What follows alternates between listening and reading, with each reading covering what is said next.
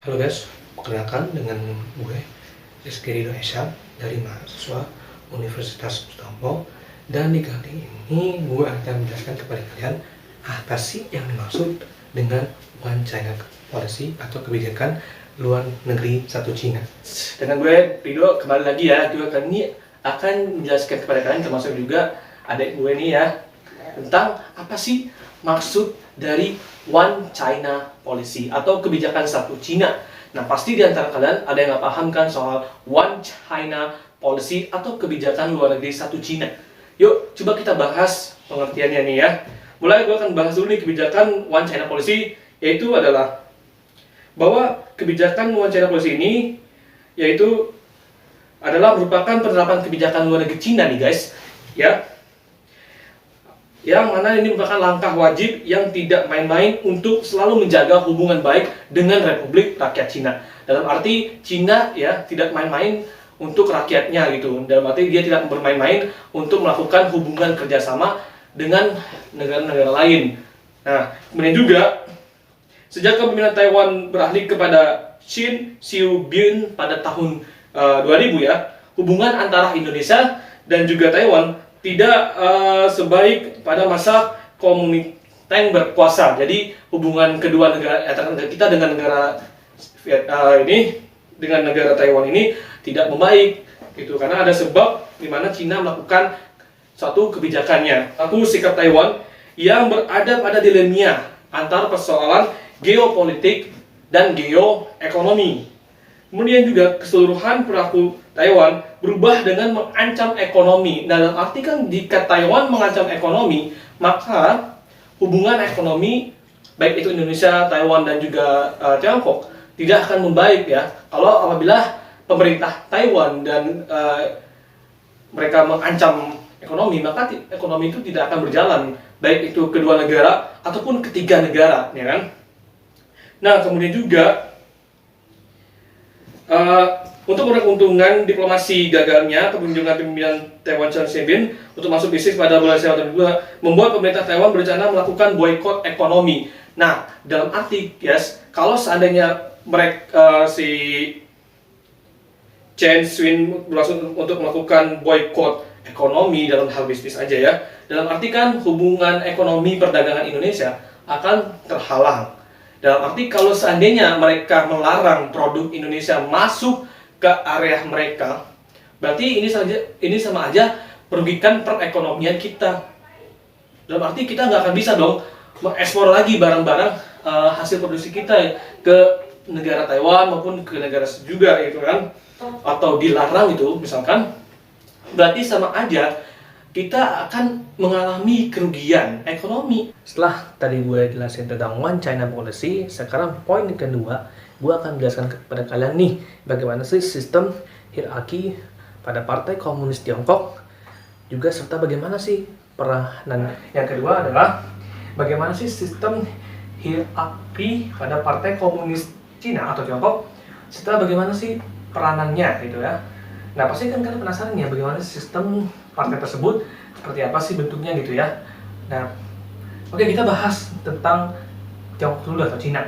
Pasti Cina, kalau kalian tahu ya negaranya, dia bukan hanya sebagai negara yang akan maju dengan ekonominya, tapi dia juga akan pemerintahannya yang sangat luar biasa guys.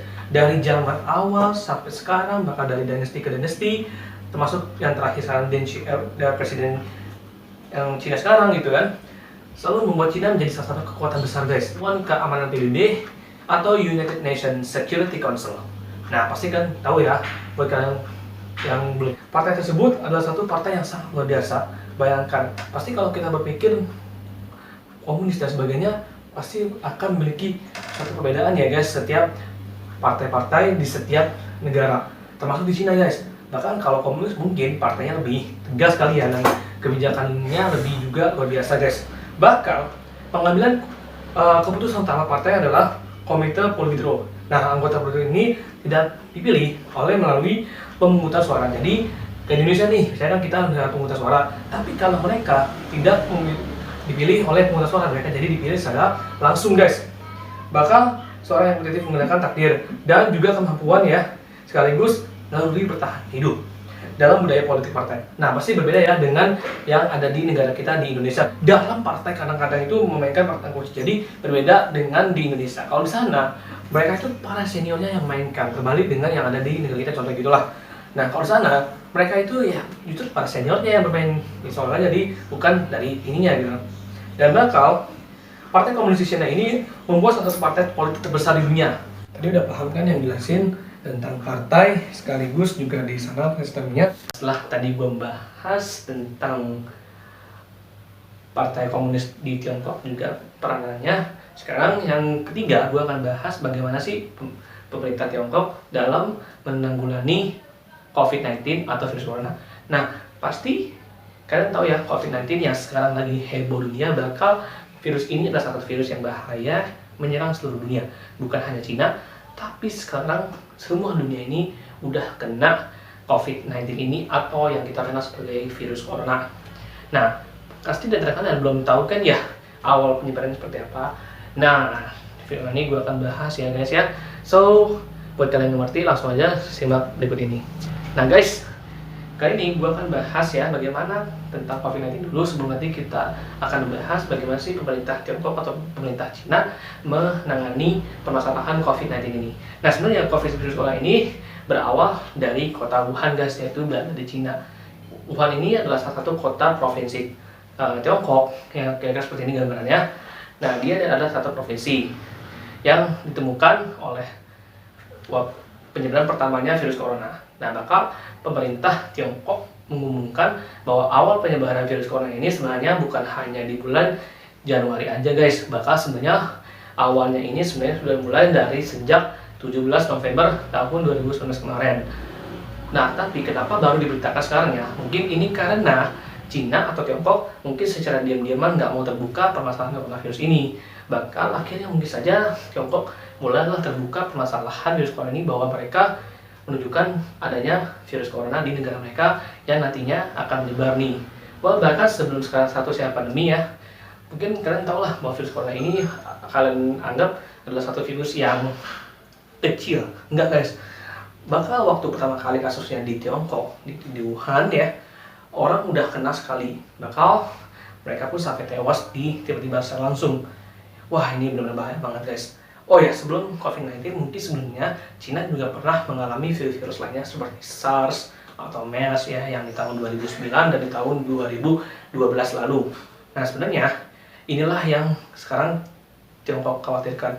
Jadi kalau kita berpikir Cina hanya pernah mengalami baru kali ini aja permasalahan virus, sebenarnya enggak guys. Mereka tuh udah pernah beberapa kali mengalami kena serangan virus, namun kali ini mereka baru benar-benar terbuka permasalahan COVID-19 ini. Nah, kalau kita bicara COVID-19, sebenarnya virus ini berbahaya nggak sih buat kita? Berbahaya guys. Bakal ketika pertama kali penyebarannya, udah ada orang yang terkena positif di sana, di Wuhan langsung, sampai mereka tewas dan mereka pun akhirnya tiba-tiba jatuh di jalan gitu kan. Nah, tapi itulah yang membuat virus ini sangat berbahaya guys. Kalau mungkin kalau kalian beranggap virus ini adalah virus yang enteng seperti yang tahun lalu sebelumnya, enggak guys. Kalau virus corona ini juga telah dinyatakan sebagai satu virus yang bahaya guys. Maka sebelum WHO atau Badan Organisasi Kesehatan Dunia mengumumkan status pandemi, jadi virus corona ini udah menyebar kemana-mana guys. Bukan hanya di kota Cina doang, bakal di luar kota Cina atau di luar dari negara Cina ya, seperti Eropa, udah jadi korbannya. Nah, virus ini sebenarnya menyebarnya itu mungkin bukan lewat udara kali ya, kalau kita pikirkan lewat udara. Jadi misalkan virus ini jalan-jalan gitu lewat udara, enggak guys. Virus ini sebenarnya nyebarnya lewat kita. Misalkan nih kita kenalan sama orang, atau misalkan kita atau pergi ke sana terus kita salaman. Nah, itu nyebarnya lewat situ guys, bukan lewat udara. Nah, karena bilang virus ini ada buatan dan sebagainya lah, mungkin belum diteliti sampai sekarang. Tapi menurut pemerintah Tiongkok, mereka mengatakan bahwa virus ini berasal dari pasar Wuhan yang berada di Tiongkok. Itu awalnya mereka mengatakan bahwa virus ini berasal dari hewan yang ada di sana, seperti kelelawar mungkin, atau hewan-hewan lainnya yang ada di sana. Pasti kalian tahu lah. Yang buat kalian tahu, nih gue akan jelasin. Mungkin virus-virus sebelumnya yang pernah dialami di Tiongkok seperti SARS, MERS, ya virus-virus tahun 2009 lalu dan juga 2012, mereka juga sebenarnya sempat sama ngalamin awalnya datang dari hewan. Nah, kalau kita berpikir virus ini berasal dari kita, nggak mungkin guys. Ya sebenarnya bisa jadi, tapi virus ini sebenarnya berasal dari hewan-hewan yang ada di sana.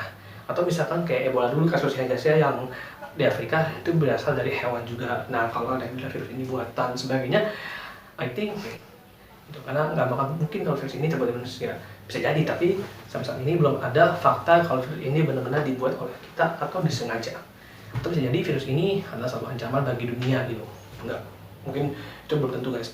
Nah, pemerintah Tiongkok mengatakan bahwa virus ini berasal dari hewan-hewan di sana seperti kelawar tadi gue bilang. Nah, mungkin barangkali hewan tersebut sakit atau mungkin keadaan kondisinya nggak baik, terus kemudian juga mungkin mereka apa sebagainya, pokoknya gitu, mungkin ya itulah penyebarannya gitu. Bakal waktu pertama kali Wuhan terkena serangan virus corona ini ya, hampir ada 1 orang dan bakal lebih yang meninggal. Bahkan sampai akhirnya pemerintah Tiongkok atau pemerintah Cina melakukan lockdown atau mengkarantina wilayah dan melarang semua satu wilayah masuk wilayah lain serta melarang aktivitas-aktivitas lainnya. Nah, untuk penanggulangan sendiri, pemerintah Tiongkok melakukan cara tadi bilang adalah lockdown. Nah, inilah yang mana pemerintah Tiongkok melarang semua warga-warganya untuk keluar dari rumah dan melakukan aktivitas di luar rumah. Seperti kayak aktivitas kayak sekolah, kemudian aktivitas kuliah, aktivitas juga bekerja, kemudian juga aktivitas yang misalnya belanja-belanja sebagainya, itu ada dampaknya. Jadi jangan samakan dengan yang ada di sana di Tiongkok atau di Cina.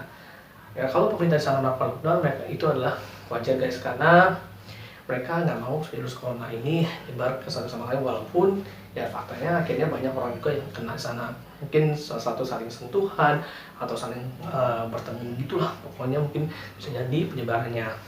Baik, kalau kita bicara COVID-19 sekarang lagi heboh dunia, mungkin semua negara belum bisa nyiptain vaksin karena masing-masing negara belum menjamin apa vaksin itu bisa lebih cepat menanggulangi virus corona. Karena seperti yang kita ketahui bersama-sama, kalau kita lihat di artikel berita, contohnya atau kita nonton TV di berita dan kita nonton YouTube misalkan ya, bahwa kalau ada bilang vaksin itu bisa menanggulangi virus corona, belum tentu guys, karena virus corona ini ya inilah tidak secepat dengan virus-virus seperti SARS, MERS atau virus-virus Ebola yang mungkin kita pernah ketahui gitu ya. Nggak, belum tentu guys, karena virus ini sangat berbahaya. Bakal sekarang di sebagai dunia, termasuk di Italia, itu paling tinggi angkanya. Bakal sekarang di Amerika juga tinggi angkanya. Pada waktu itu resmi mengumumkan bahwa virus ini ya akhirnya pandemi atau alias udah nyebar kemana-mana. Nah, sebenarnya sih pemerintah Tiongkok melakukan lockdown itu adalah demi mencegah itu guys. Tapi kalau seandainya pemerintah kita melakukan lockdown, mungkin akan berdampaknya terhadap ekonomi, kemudian terhadap negara kita yang saat ini belum seperti mereka gitu. Jadi kalau menurut kalian kita harus melakukan lockdown, I think bagi gue sendiri adalah sebenarnya jangan. Yang harus dilakukan oleh pemerintah Indonesia mungkin adalah yaitu mengedukasi kepada masyarakat untuk supaya tetap berada di rumah. Kalau di sana di Tiongkok itulah guys yang pemerintah lakukan, lockdown, kemudian mengkarantina wilayah, dan juga mengajak masyarakat untuk selalu tetap berada di rumah. Bahkan kalau kalian lihat ketika itu ya, Wuhan benar-benar sedih banget, kayak seperti kota hantu atau kota mati lah istilahnya. Jadi wow, kota sepi gitu kan, ibaratnya kayak kota kalau pikir kota hantu tuh sering bukan guys, karena mereka itu banyak yang pemerintahnya disuruh untuk di rumah. Nah, kalau pasti kalian tahu waktu itu ya, Wuhan tuh benar sepi, bakal ada salah satu mahasiswa dari antara kita yang ada pada sana seperti itulah contohnya. Well, mungkin seperti itulah yang bisa gue bahas tentang bagaimana pemerintah Tiongkok dalam menanggulangi COVID-19 dan juga penjelasannya masalah virus corona. Dan sekali lagi sebelum gue akhiri video ini, please ya, mengenai masalah virus corona ini tetap stay di rumah atau work for home, bekerja di rumah, belajar di rumah, dan juga beribadah di rumah. Dan yang paling penting adalah jangan kemana-mana dulu deh, karena COVID-19 ini benar-benar cepat banget nyebarnya. Dan yang paling penting bagi kalian agar tidak terhindar dari keselamatan virus corona ini atau COVID-19 adalah tetap jaga kesehatan kalian masing-masing, dan yang penting adalah minum daya tahan tubuh atau vitamin, multivitamin juga guys, penting banget, termasuk juga obat-obat lainnya. Dan paling penting adalah rajin cuci tangan demi mencegah COVID-19. Sekian ya yang bisa gue bahas masalah 3 tadi, seperti kayak wacana one porsi dan juga tentang Partai Komunis Tiongkok. Yang terakhir adalah COVID-19 dalam pemerintah Tiongkok juga. Dan jika suka silahkan aja like ya.